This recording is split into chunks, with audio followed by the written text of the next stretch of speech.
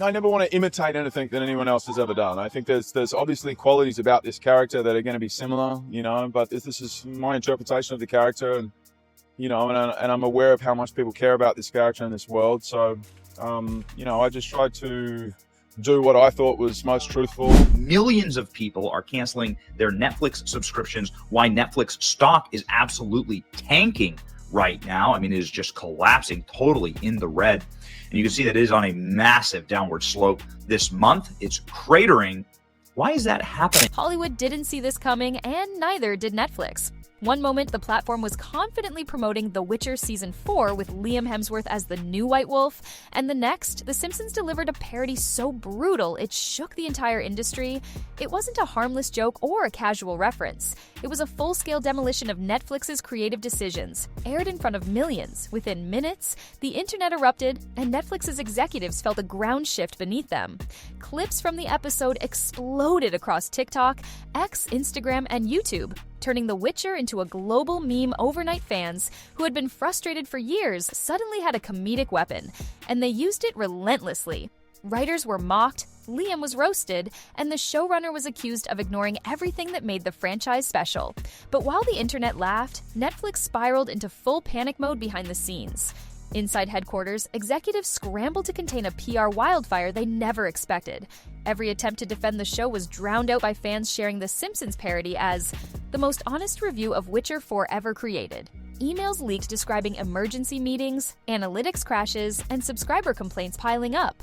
But the biggest shock came when insiders revealed that even the Netflix CEO was furious and demanding answers. According to reports, the CEO immediately ordered a private confrontation with the Witcher 4 creators.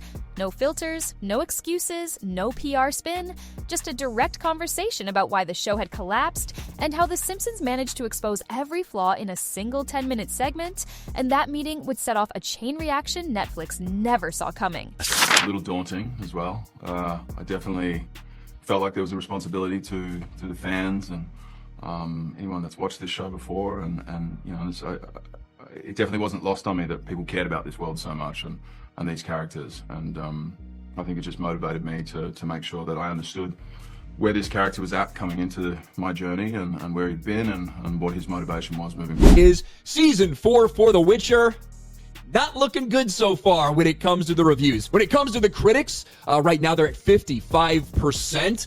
But when it comes to the fans, 19% on Rotten Tomatoes. Long before The Simpsons ripped the show apart, the warning signs were already flashing. The moment Netflix announced Liam Hemsworth as the new Geralt, fans felt an uncomfortable shift. It wasn't personal, it was emotional. Henry Cavill had built trust with the audience, and replacing him felt like ripping out the heart of the series. That tension simmered silently, waiting for the right moment to explode. As teasers and trailers began dropping, viewers reacted instantly. Something felt off. The world looked less immersive, the energy weaker, and the tone strangely disconnected from the books. Comment sections filled with comparisons, pointing out how Cavill's presence carried a depth Hemsworth hadn't captured yet. Fans weren't just disappointed, they were concerned the show had lost its soul. When early reviews came out, they were devastating. Critics described the season as messy, unfocused, and almost unaware of its own lore. Rotten Tomatoes scores tanked, making Witcher 4 one of the most poorly received fantasy seasons of the decade. The storyline felt distant from Sapkowski's world, as if the writers had drifted so far they couldn't find their way back. Then, old Cavill interviews resurfaced online and reignited everything. Clips of him defending the source material spread everywhere, serving as painful reminders of what the show once had. Fans didn't hold back. They shared side-by-side comparisons, calling Witcher 4 a hollow imitation. And that's when The Simpsons stepped into the scene with a punch nobody expected. When The Simpsons aired its Witcher parody, the internet wasn't ready. What looked like a harmless scene quickly became a viral spectacle. Their version of Geralt was confused, shallow, and constantly questioning his own motivations. A painfully accurate reflection of the criticism fans had aimed at the real show. It was funny, yes, but it cut deep because it was true. The parody's showrunner character bragged about ignoring the books and chasing algorithm-friendly scripts. The moment that line aired, the clip exploded across platforms. Fans called it the most accurate critique Netflix will ever receive. It became obvious that even mainstream comedy recognized what longtime viewers had been complaining about for years. Within hours, TikTok edits, reaction videos, and memes flooded timelines. The Witcher wasn't trending for hype, it was trending for humiliation. People who had never watched the show suddenly understood why fans were so frustrated. The Simpsons had turned a billion-dollar fantasy universe into a punchline broadcast worldwide. The ripple effect was immediate. Writers, actors, and even production insiders reportedly expressed shock at how direct and brutal the parody was.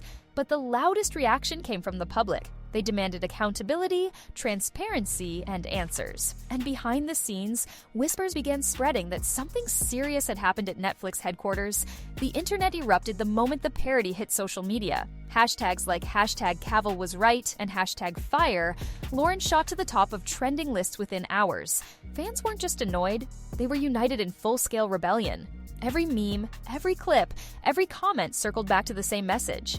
Netflix ignored the audience, and The Simpsons exposed the consequences. Reddit threads exploded with thousands of comments dissecting every detail. Fans posted frame-by-frame breakdowns of the parody, comparing it to issues they spotted in Witcher 4's writing. Even longtime supporters admitted the satire felt painfully accurate. The meltdown wasn't a small inconvenience. It was a global PR disaster unfolding in real time. Then came the rumor that changed everything. An anonymous insider claimed Henry Cavill confronted The Witcher 4 creators privately after the parody went viral. Fans didn't just believe it, they expected it. The story spread like wildfire because it perfectly aligned with Cavill's past passion for keeping the story faithful to the books. While social media burned, Netflix executives reportedly scrambled behind closed doors. Emergency calls were made, departments were pulled into crisis mode, and the Witcher team faced pressure unlike anything they'd seen before. The meltdown had jumped from the internet into Netflix's highest levels of leadership. Rumors of Cavill's private confrontation spread at lightning speed. Sources claimed he walked into a closed-door meeting with the Witcher 4 team shortly after the parody went viral. The mood in the room was tense. Nobody wanted to be the first to speak. Cavill had built his entire Geralt performance on authenticity, and he allegedly came prepared to defend that legacy. He reportedly opened with the question fans had been asking forever. Why did we move away from the source material? Writers attempted to justify the creative shift, saying they needed broader emotional beats and more modernized storytelling. But after The Simpsons exposed those very excuses, none of their defenses held weight. Then came the line that insiders say froze the room. Cavill allegedly said, "You didn't broaden the audience. You lost the one that mattered." Not shouted, not angry, just deliberate and honest. According to the rumor, the silence that followed was so heavy that several executives couldn't even make eye contact. When Cavill left, the mood collapsed entirely. Writers were shaken, executives were rattled, and the tension inside Netflix became impossible to ignore. Once the confrontation rumor leaked online, fans treated it like a heroic moment. But this was only the beginning, because someone much higher up was about to enter the battlefield. Inside Netflix HQ, the reaction to the Simpsons parody was nothing short of full-blown chaos.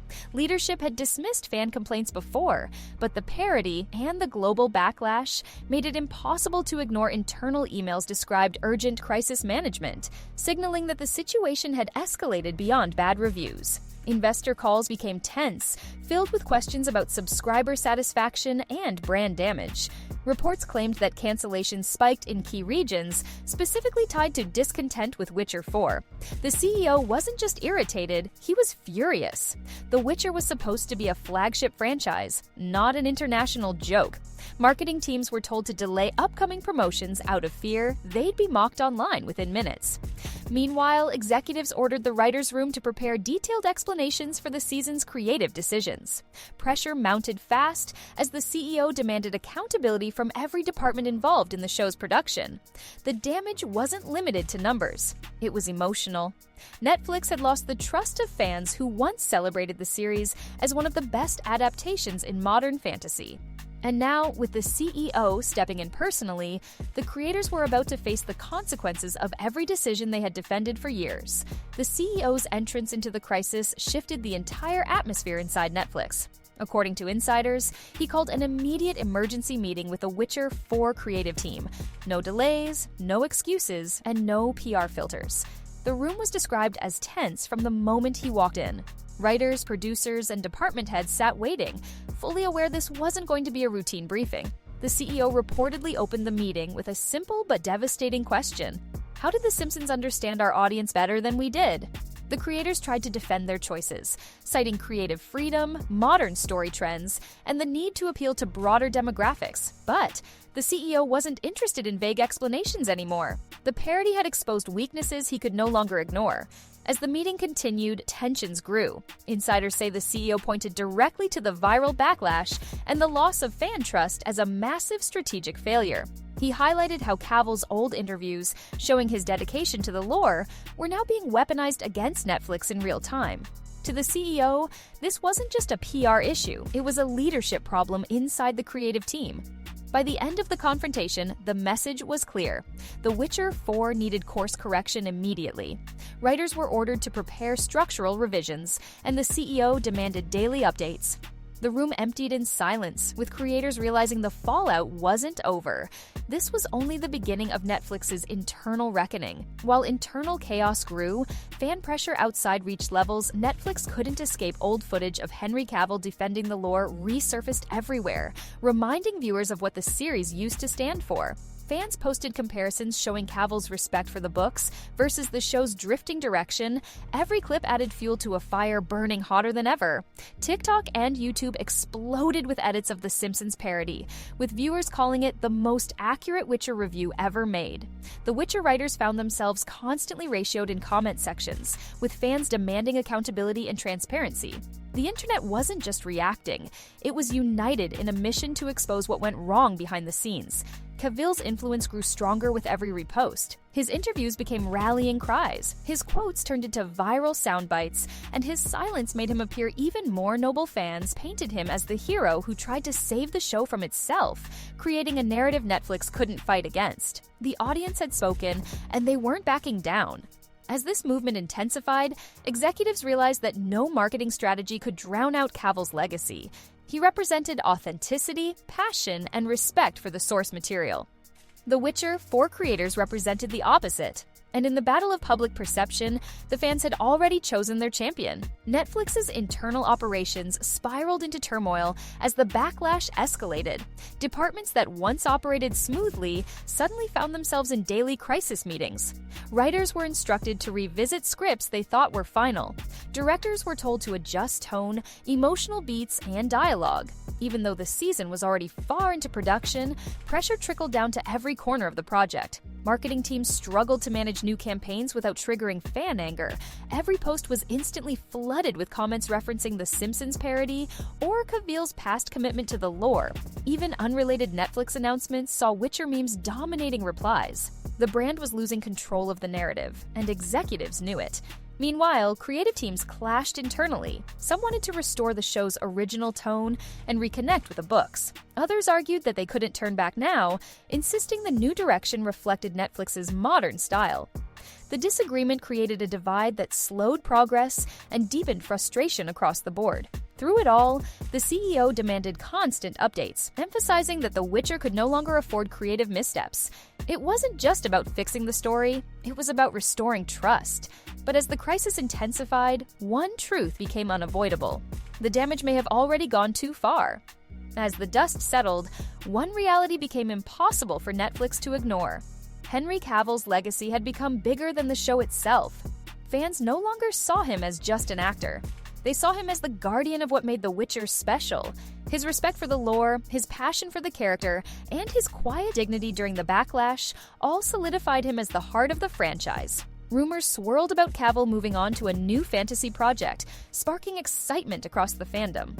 Whether it was a new novel adaptation or an original world, fans rallied behind him instantly. They didn't care what Netflix did next. They cared about where Cavill would go and what story he would breathe life into next. His future became the new hope fantasy fans needed. Meanwhile, Netflix faced the consequences of decisions that drifted too far from what audiences loved. The Simpsons parody didn't just mock a show, it revealed a complete disconnect between creators and the fans they were supposed to serve. No PR campaign or internal rewrite could erase that harsh spotlight. The franchise's reputation had taken a hit stronger than anyone expected. In the end, Witcher 4 became a lesson in the power of storytelling and what happens when studios underestimate the loyalty of fans. While Netflix scrambled to recover, Cavill walked forward with his legacy intact, proving that authenticity will always outshine algorithms. The show may continue, but the heart that once defined it belongs to Cavill, and the world hasn't forgotten.